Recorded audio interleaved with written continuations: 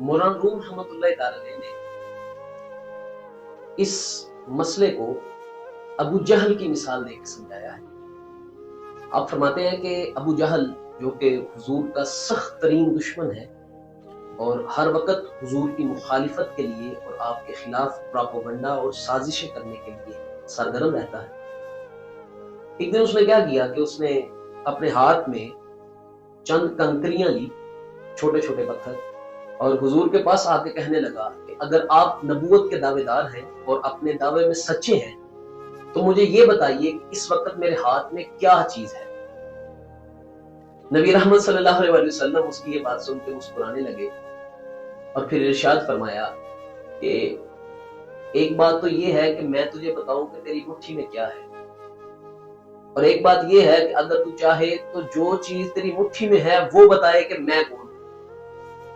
यानी मुट्ठी में जो चीज है उसे तो मैं जानता हूं, वो तो मैं बता देता हूं क्या है, लेकिन अगर मुट्ठी वाली चीज ही गवाही दे मेरे बारे में तो फिर क्या ख्याल है। तो कहने लगा जनाब ये तो बड़ी हैरत अंगेज बात है, आपने बड़ी अजीब बात की है, ऐसा भी भला हो सकता है।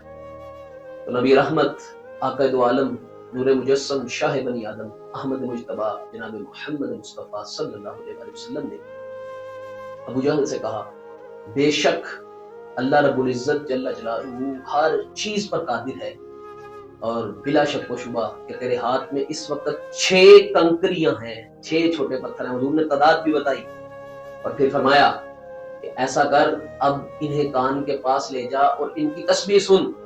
और मौलाना रूम रहमतुल्लाह ताला अलैह लिखते हैं कि जब हुजूर ने इतना फरमाया तो वो कंकरियां जब उसने अबू जहल ने अपने कान के करीब की तो कंकरियों से बावाज़े बुलंद ये सुना गया, ला इलाहा इल्लल्लाह मुहम्मदुर रसूलुल्लाह सल्लल्लाहु अलैहि वसल्लम। उन्होंने ये तस्बीह पढ़नी शुरू कर दी तो ये गुस्से में आकर गजबनाक हालत में इसने कंकरियां जोर से जमीन पे मारी और कहने लगा कि नाउज बिल्लाह मोहम्मद तुझसे बड़ा जादूगर मैंने देखा ही नहीं।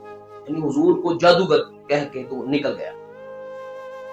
अब मौलाना रूम रहमतुल्लाह ताला अलैह कहते हैं कि ये देखिए कि जो बदबातिन है, जिसका अंदर गलीज गंदा है और जो हदायत का मुतलाशी ही नहीं है, मानने को तैयार ही नहीं है, तो आप उसके सामने नबी के मोजज़े भी लाकर खड़े कर दे, वो मोजज़ों के साथ भी हदायत नहीं पाएगा बल्कि हसद शुरू कर देगा।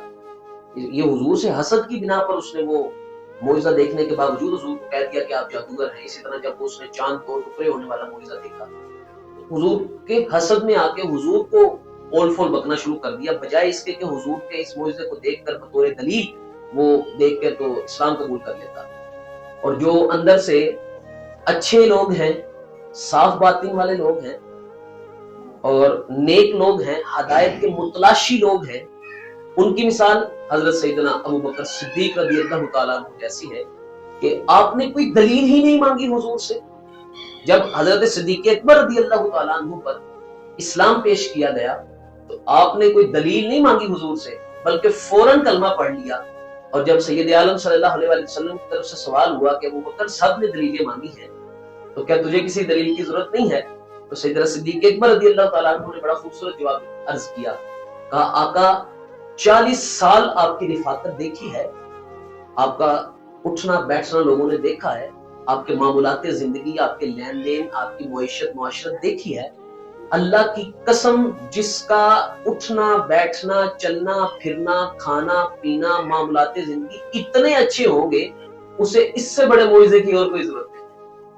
तो जिसने हदायत कबूल करनी है उसने बगैर दलील मांगे भी कबूल कर लेनी है। जब उस पर एक फरमान सुना दिया जाना है उसने फैसला कर लेना है, हाँ भाई अक्ल भी तस्लीम करती है और मिजाज भी यही कहता है कि ये हक है।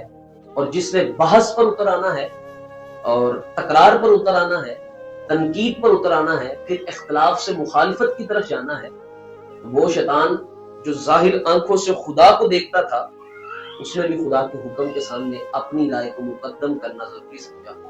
तो लिहाजा यहां से जो पत्थरों ने रसूलुल्लाह सल्लल्लाहु अलैहि वसल्लम की गवाही दी, ये बात साबित होती है कि मौजज़ा देख कर भी, हक देख कर भी बदबातिन ईमान नहीं लाता। अगर ईमान मिलता है तो वो सिर्फ खुश बातिन को, साफ बातिन को अल्लाह रब्बुल इज्जत की अता करदा तौफीक से मिलता है। अल्लाह रब्बुल इज्जत हम सबको ईमान पुख्ता اور ایمان کاملہ کی توفیق عطا فرمائے۔